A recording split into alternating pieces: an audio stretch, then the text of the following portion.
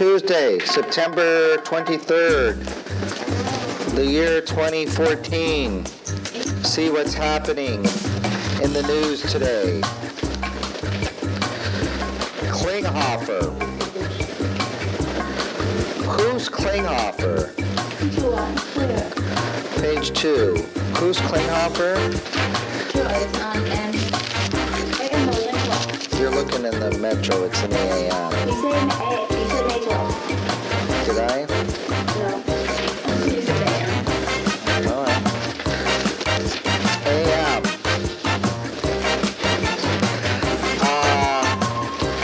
No, he's not. I don't think he's the guy in Hogan's Heroes.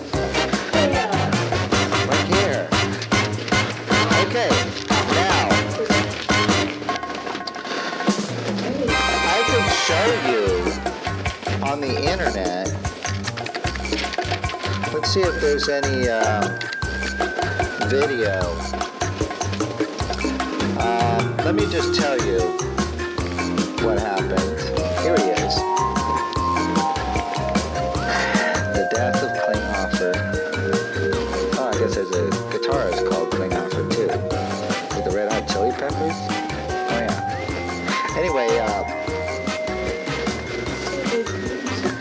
they should hire him to do the story, the background music. Klinghoffer was, there was a Italian luxury liner. I guess they call it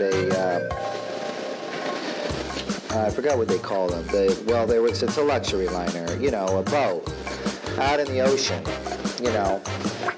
and there's a group of Palestinians, I guess you could call them terrorists, but I don't know what they were, a group of, just call them terrorists, I guess. They boarded the boat, and they held everybody hostage, okay? This is a long time ago. This is like in the 80s something, 85. And there was one guy who gave him a lot of trouble.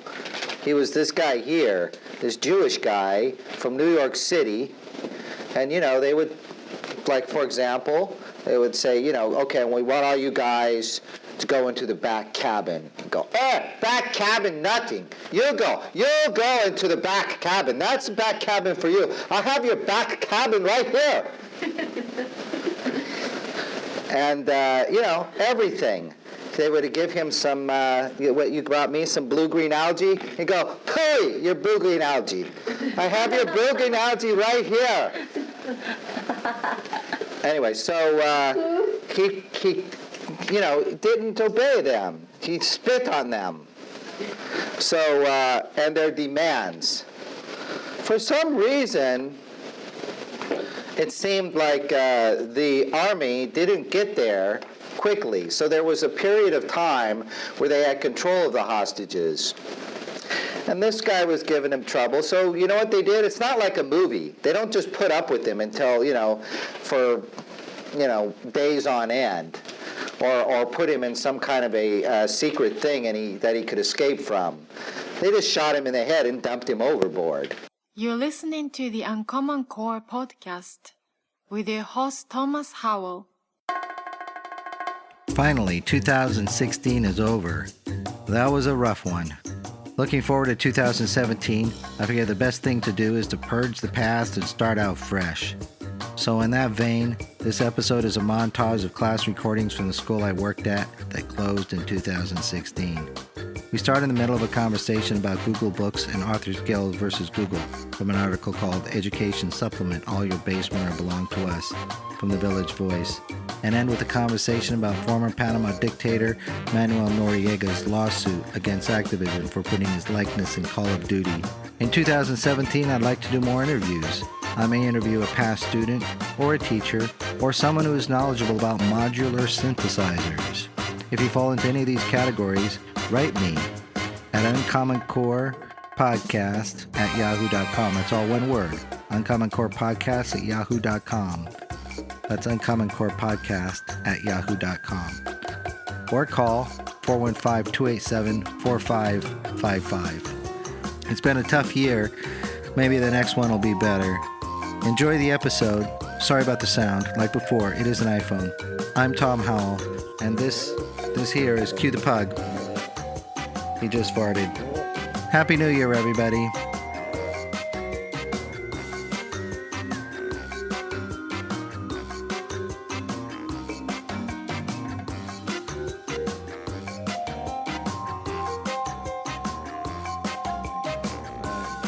Some of the writers either quit or they fired him or something. I don't know. All right, couple of things.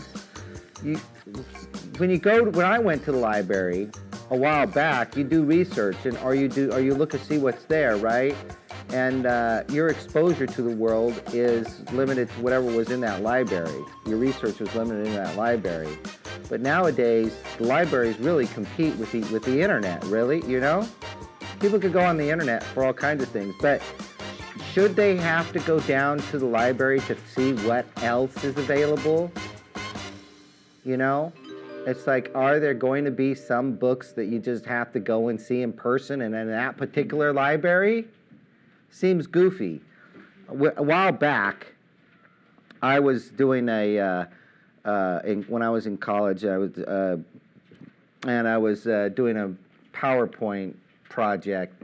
And, I said, wow, it's really great because you can, back then the internet wasn't it was the early days, right? It was like around the 90s. And the thing I did was I showed that you can do presentations and link files, and you can even order information from other libraries through the internet by typing a request online and having them send it to you. And I showed how I got this obscure information through the internet by, requesting it from other libraries in the world via the internet. But what they're saying now is a quantum leap from that. You should be able to get the actual articles online on your computer. Yeah. You know what I mean?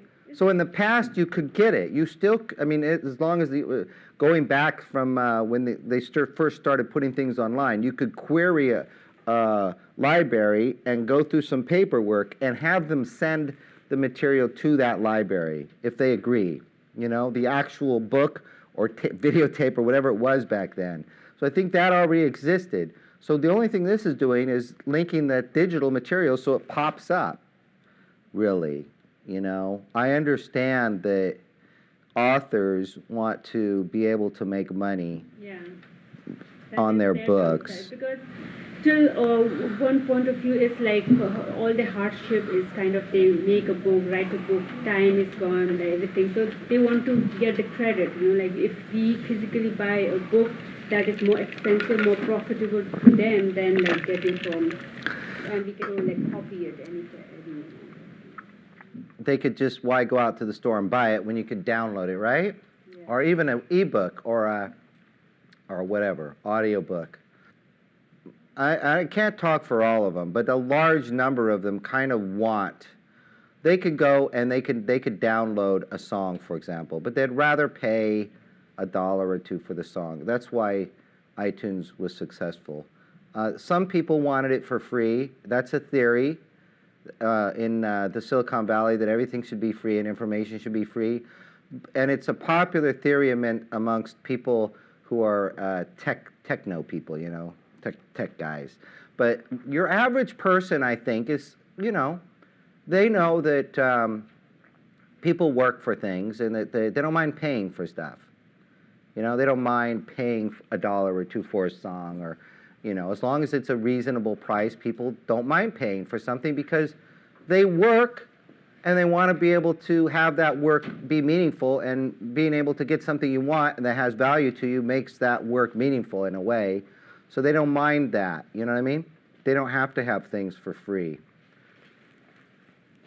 So the question is that it may be that even though you can get it free from the library, buying it and owning it, even though it's just a digital file and it may be the same, there's something to that. You know what I mean? Like, no, I bought this. Not a bragging right, but something you feel better about, Instead of just grabbing everything for free.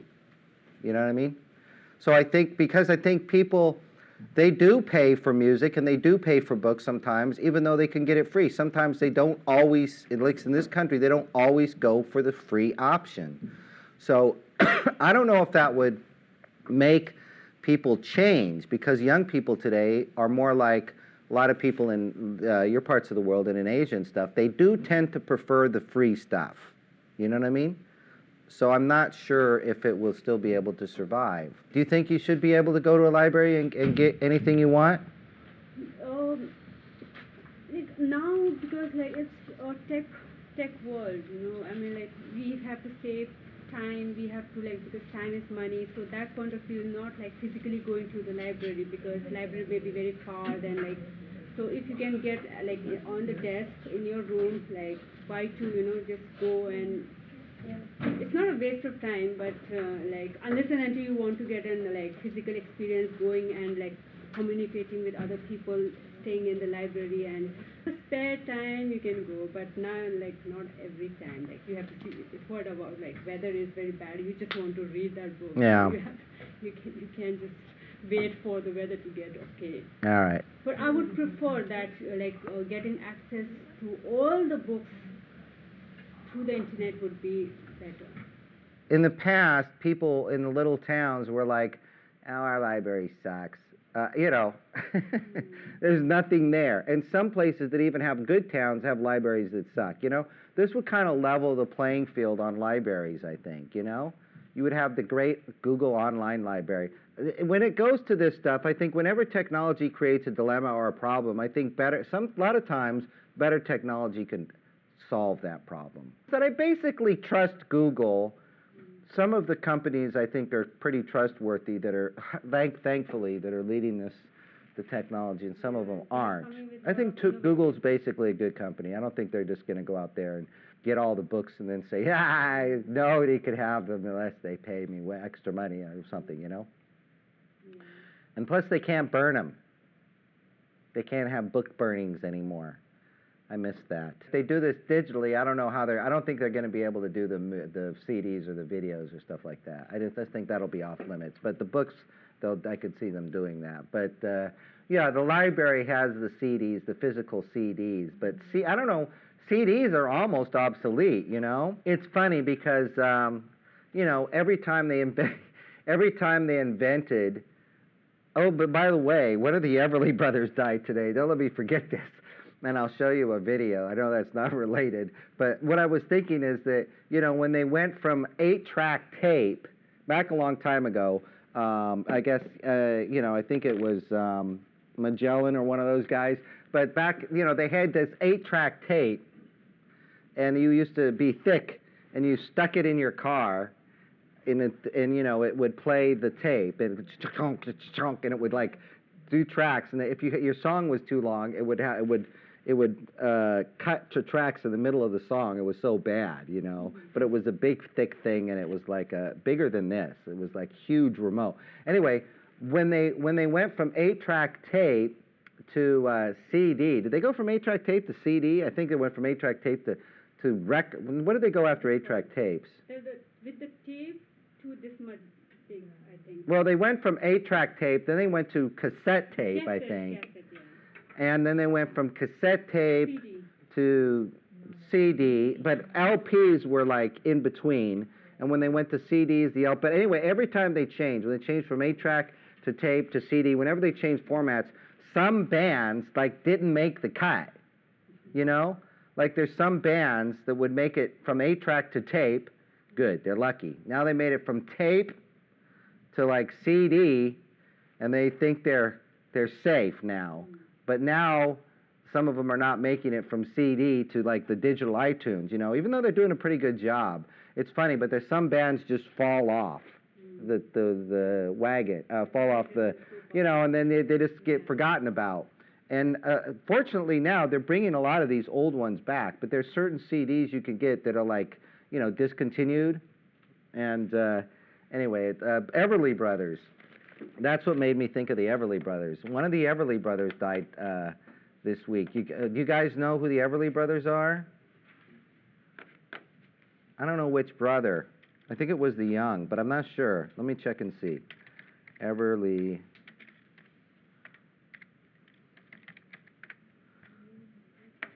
What's the news? Yeah, here it is. Everly Brothers song sales up 696. That's weird. 696. Be a good name for a band. 696% following death of Phil Everly. You guys don't know who the Everly Brothers is, no doubt. This is a good one. Let me turn it up here a little bit.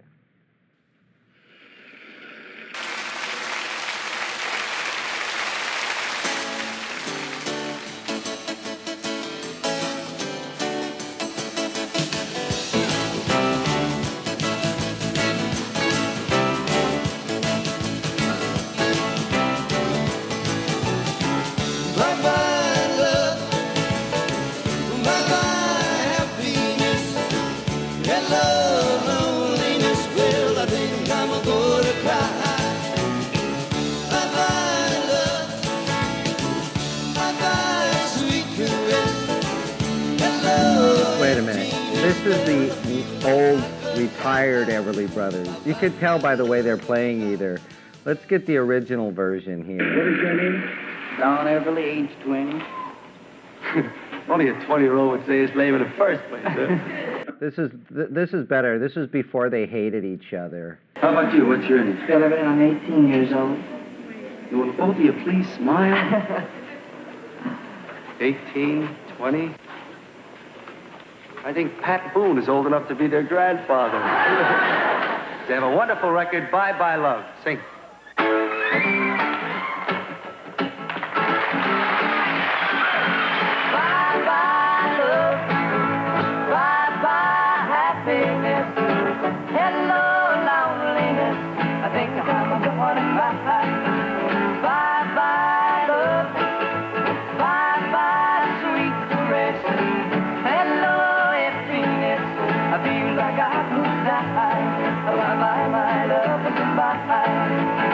There goes my baby with someone new. She sure looks happy out of her and blue. She was my baby, she stepped in. Goodbye to romance that might have been. Bye-bye love, bye-bye sweet caress. Hello, I feel like I could die. Bye-bye, my love, goodbye. Bye-bye, my love, goodbye. Bye-bye, my love, goodbye. Yeah, they don't actually look like they're 18 and 20. They look like they're 37 and 40. I mean, the way their haircuts and everything are. They were like that back then.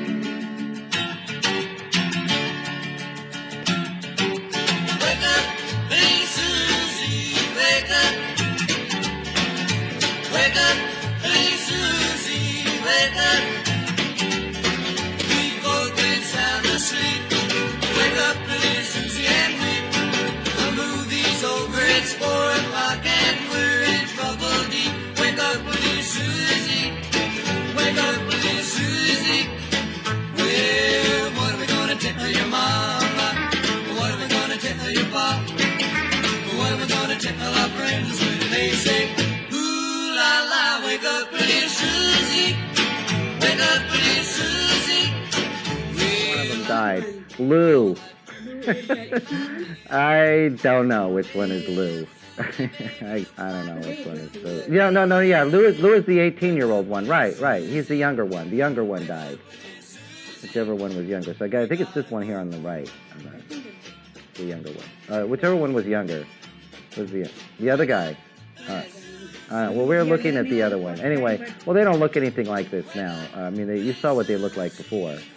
So, yeah, but that's in the 50s. Yeah, they're 70-something. Yeah. Yeah, so, I mean, it's good music, but, people forget about it. Yeah, it's okay. iTunes, that's the next big thing, iTunes. iTunes has brought back an appreciation for music that a lot of people have forgotten. So I'm thinking that, now these guys, as they die, they get the media attention, and their music does make a little bit of a comeback. Somebody picks them up in a movie or something like that, and I think it's good. A lot of these good bands that people don't even care about 10 years ago, that are 30-year-old bands, people care about now. It's not uncool to listen to old music. It used to be uncool for any band that was over 10 years, had been around for over 10 years. You know what I mean? Now it's not. Now it's cool to listen to just good music. That's one thing that's good about the new generation of people, But these guys suck. No, but so anyway. What do you guys think? You like those guys? We got to hear after one of them died. Yeah. So They always sound better when they're gone. I mean, look at Michael Jackson. He was so great, but when he's alive, it's like, it's disgusting. Guys, there's something weird about it. Look at his hair. Look at his nose. Anyway, that guy died. All right, it's not in the paper. I heard it on a podcast. The art critiques are often written kind of weirdly. It's just, trying to describe what's going on in orally, what's going on visually takes a little bit of a stretch of the imagination, so they tend to write in a strange way, difficult to understand sometimes. Okay, and then they got the film here. Let's see, Pucum High, what's that? They've got Return to Nukem High, Volume 1, and then they have Hamlet. What's this Hamlet stuff? That's not any good. Nah, read the Nukem High. And here we got some background noise from our neighbors. The next door are oh my God, it's heaven. Okay, Return to our Nukem workout Volume 1. neighbors. What the fuck is that called? The gym over there. All right, Return to Nukem High. Go ahead. You got a background noise. The original cast of Nukem High mixed fears of nuclear power into a pungent burst of new wave, teenage rebellion, and gross-out effects. The latest sequel stares in anxiety over GMO foods, as the old power plant has been replaced with a shady food distributor called Storm Organic.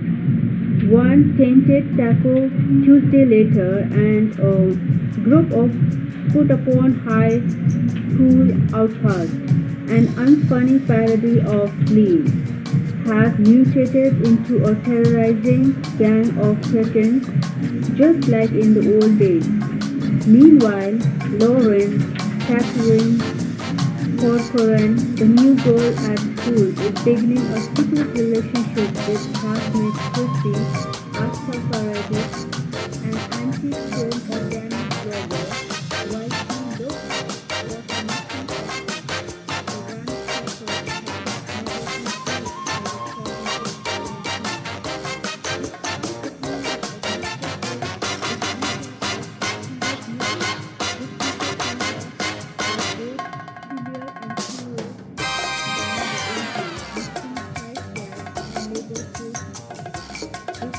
Labored puns. With a vicious assault on a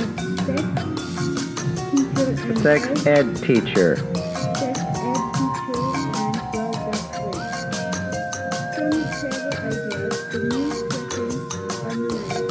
property to Cretin is a good word. Cretin. What's a cretin?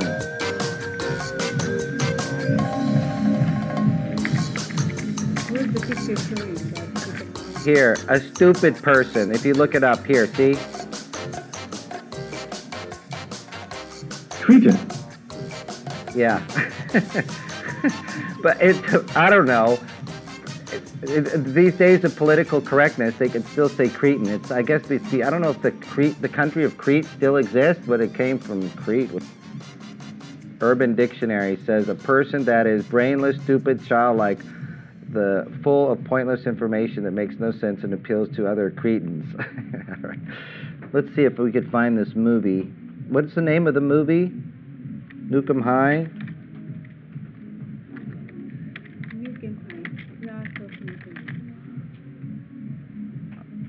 We could do the one on the top, I guess.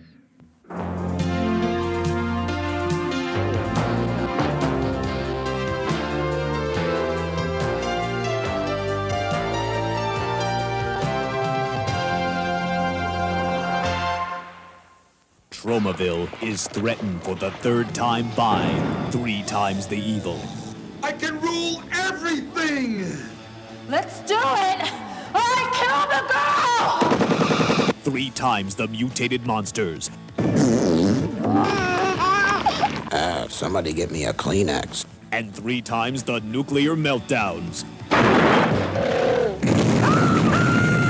Only one man can stand up to this triple threat. A man with 3 times the guts.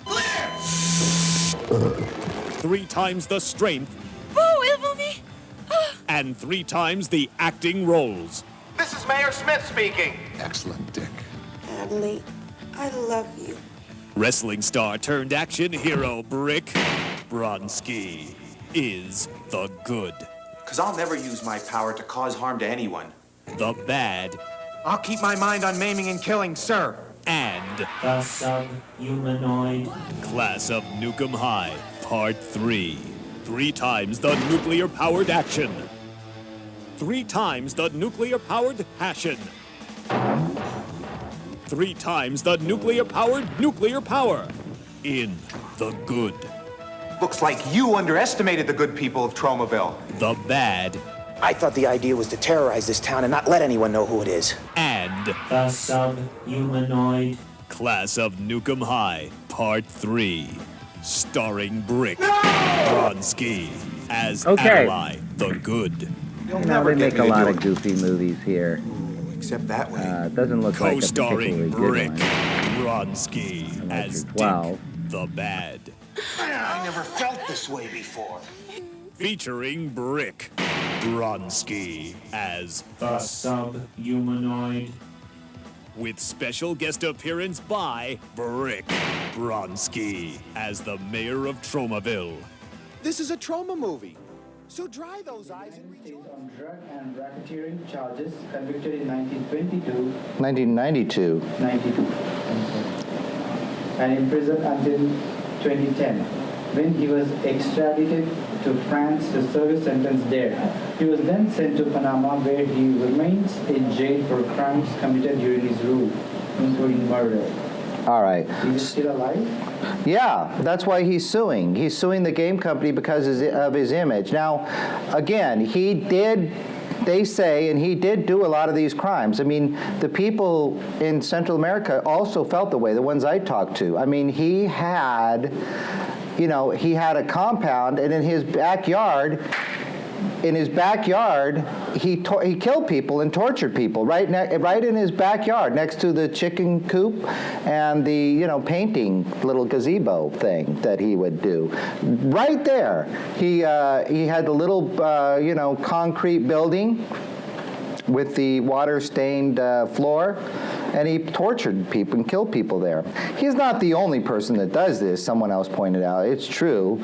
So he didn't come up with the idea. I don't think he did, at least. But, so yeah, he's a bad guy. Now he's suing for rights, basically. He wants a cut. I don't think he wants him to stop making the game.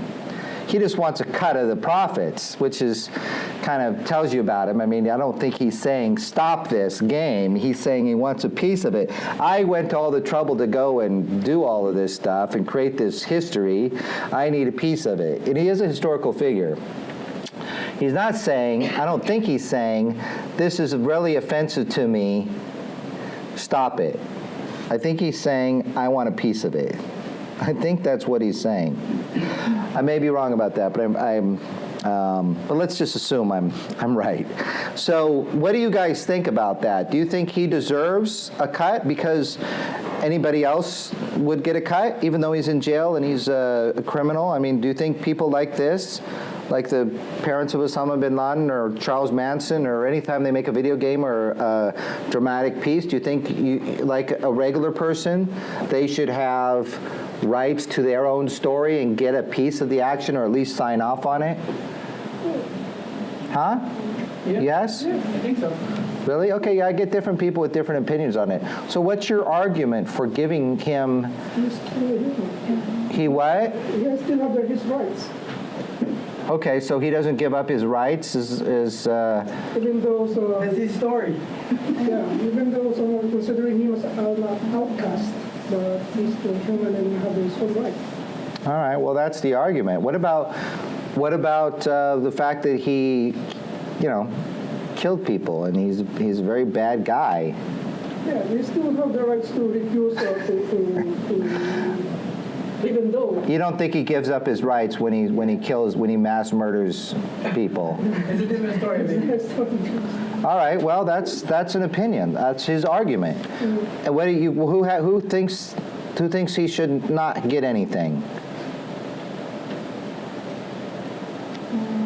What? I think they can make it after his death. Like Hitler's one, like that. They can make the game after his death? Well, no, they have to make the game now. Just assume, they can't wait. I mean, make it funny. A movie they could wait till he dies. Okay, that's a point. But the game is kind of... They're making fun of him like that. They're asking. Okay, say a little bit louder. Say it again. I think they are like making fun of him like that. So okay. Oh, so you agree with them? You think he should get a cut of it? No, not the part of it. I think the game shouldn't be made like that. Oh, you think a game shouldn't be made like that? Yeah. Oh, all right. Well, what do you think, Sarah? Yeah, we're getting those games.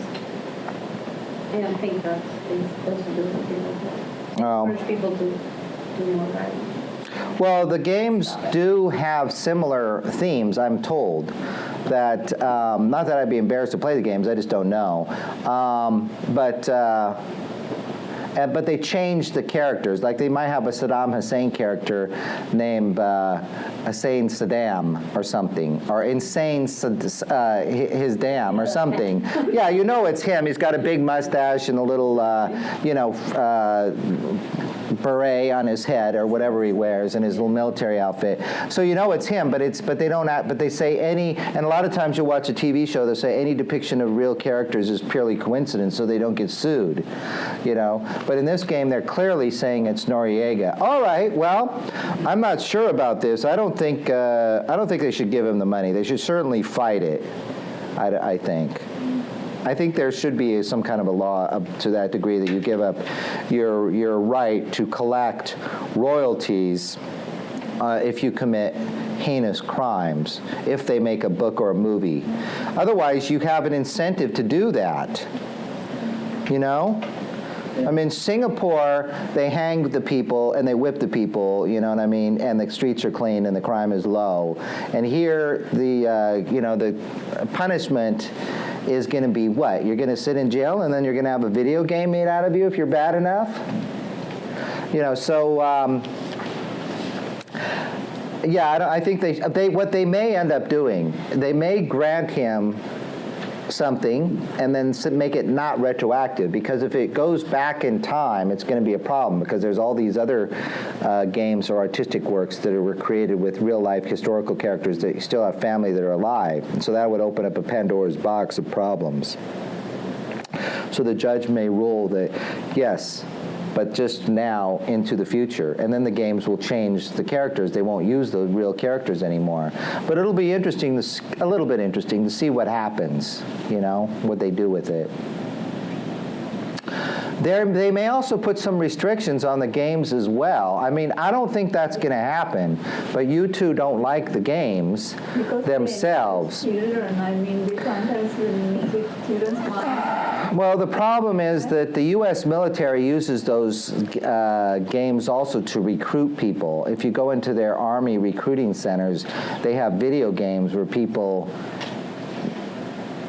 play war games. You know, they play Let's Invade Iraq games, you know, or whatever. I don't know what they're called, but. When someone is sitting in front of computer doing the game, but they can they fight in real life like that? Well, I don't think that, but you think they can? No.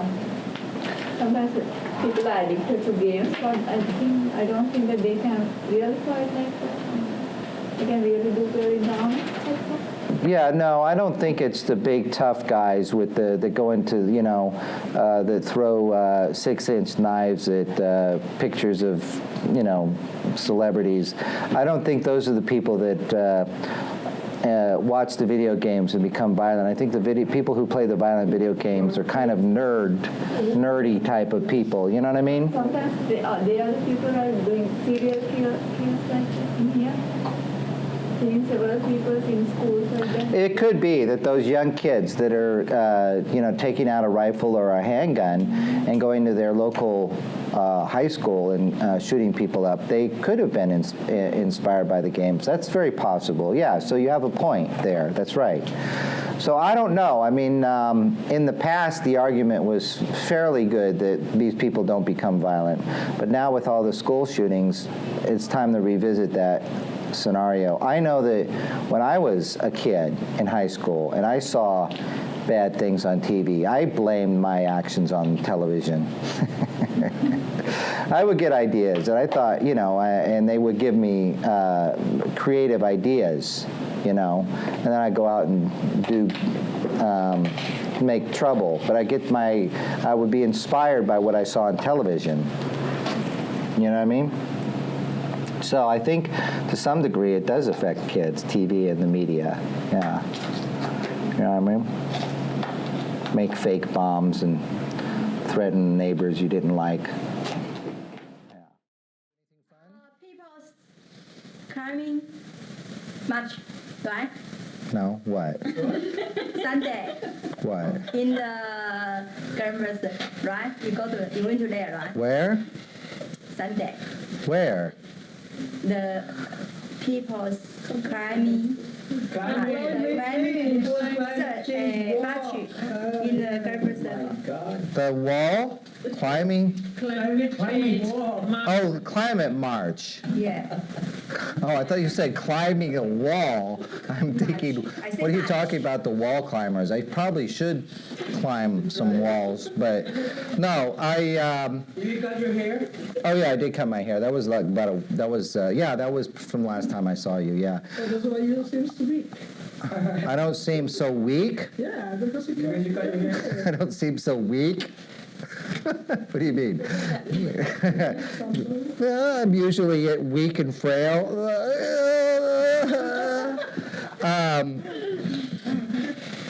No, I just got it cut because I was doing things that, you know, and I didn't have a chance to look in the mirror, and sometimes it was weird. So I mentioned last time I was going to get it cut. I wanted to try this place. I don't have any particular reason. I wanted to try this place. I hadn't tried in a long time. They're not that good, so it doesn't matter. I'm just you guys and a couple things. I'm not doing anything special, but I want to try them out, you know, and then see, because they're kind of cheap and they're okay. They're not that good. I have to go to someone good. Obviously, it's okay, but it's not that good. Anyway, but that's not it. I went to Coney Island over the weekend, but on Saturday I stayed out late. I got home very early in the morning, and I slept for 2 or 3 hours. And I thought this was the last weekend we have of sun, you know, like summer. So I want to go to, the last 3 years, I've wanted to go to Coney Island, and I put it off, and the summer ends so quickly, it was too late. So I said, this year, I want to do it, because there was a dramatic changes. Actually, it's been more than 3 years, like 5 or 6 years, last time I went to Coney Island, and it was completely different 5 or 6 years ago. This is the old Coney Island. It seems like it's 50 years ago, because there was like Shoot the Freak and all this other weird stuff that was falling apart, and it was so fun because it was bad, but it's gone through several changes since then. Anyway, I went down there, and it's kind of nice. It's kind of like the old, goofy, tacky place at the beach, and a lot of things are new, and they're in good condition. It's kind of crowded. People aren't walking around in their underwear like they were a few years back, you know what I mean? And their boxer shorts and stuff. Well, I mean, everybody except me, but, no, I mean, okay, so I went, it's nice. But I got a thing. I thought the beer, I got a little beer. I thought the small would be little. And so I ordered the larger size, but it was huge. It was like as big as you could grab it without the cup collapsing. You know, it was as much as those little... No, I went to the one that sells Sam Adams because I didn't, you know, I wanted to go to a good beer place, and they had a bunch of different beers, and I decided to get the Sam Adams on tap, even though So it's big. It's not that big, but for me in the morning, it didn't give me a buzz, but it probably affected me because I was already wasted. But the point is, I went to the Thunderbolt, and I thought, I'll just pay $10. It's only $10. And I wasn't thinking too straight because I was really tired. And I went to the aquarium. The aquarium was not so bad. I expected it to be really bad, but it was a few nice fish tanks and a couple of seals. It was small. It was like a rich guy's aquarium, like in his house. Yeah, it was like if a rich guy had a fish tanks, it would be like that. Exactly, yeah. So, but it wasn't so bad because I expected it worse. So I was prepared. So I was happy with that. But I went to the Thunderbolt. I paid. How many people have been to the Thunderbolt? The thing about it is, I realized after I took my stuff off and kept taking things off and taking things out of my pocket and realizing that, you know, I got to put this out or this might fall off or this might fall off. So I had no shoes on. I had no coat jacket on. I'm just sitting there. I'm really tired. And then I'm sitting just, and then the thing went like this. And I realized it might not have been a good idea because you're looking straight up at the sky. And other roller coasters aren't so dramatic. You're at an angle and you can see the track in front of you. This one, you just see the sky and just sitting there. And I'm like, this is not such a great idea. And the thing about it is most roller coasters give you a break. They go, whoo, and then you stop and you go up, and then you go down again. You know, right? You go up and you get a breath. And I usually am pretty cool with the things. I just sit there and I act like nothing's happening. But with this one, I had to pretend I was dying or falling out of a burning airplane or something to feel better about it because you don't see the track and you go fast up. So instead of going like that, it goes, the speed you're going up is as fast as the speed you're going down with these new ones. So going up at a high speed is kind of rough, especially when you turn back around and you go down and you can't see the track. You just see sky and you see this stuff. So you don't get a break.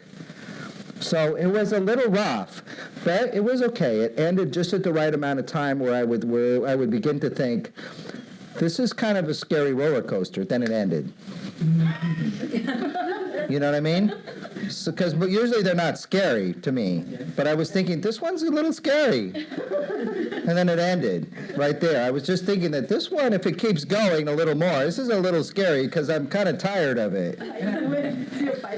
So it's just the right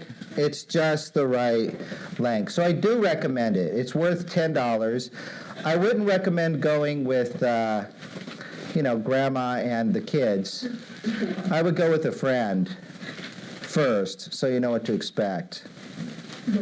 But do it now because it's only going to be open like another week or two. You know, it's only $10.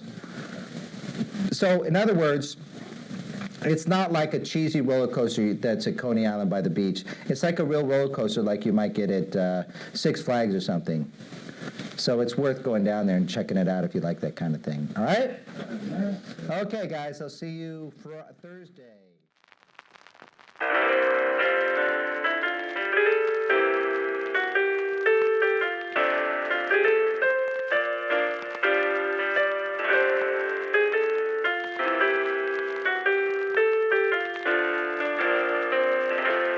You've been listening to the UnCommonCore Podcast with Thomas Howell. I'm Satoko Smith. Thank you for listening.